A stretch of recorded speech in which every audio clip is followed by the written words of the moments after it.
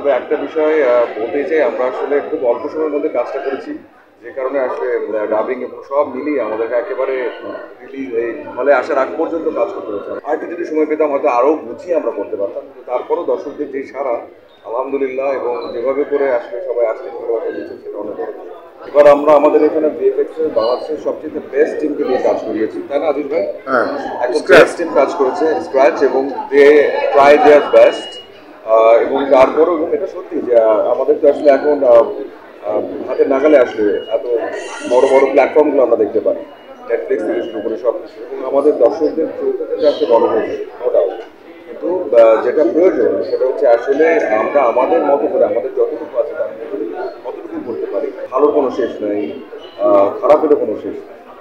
তবে হ্যাঁ, এটা সত্যি যে আমরা প্রতিবারই চেষ্টা করে যাচ্ছি যে আগের বারের চাইতে যে কোনোভাবে হোক আমরা যেন এটাকে আরেকটু বেটার, টেকনিক্যাল যে জায়গা থেকে শুরু করে, গল্প বলার জায়গা থেকে শুরু করে, গল্প, অভিনয়, সব জায়গা থেকে।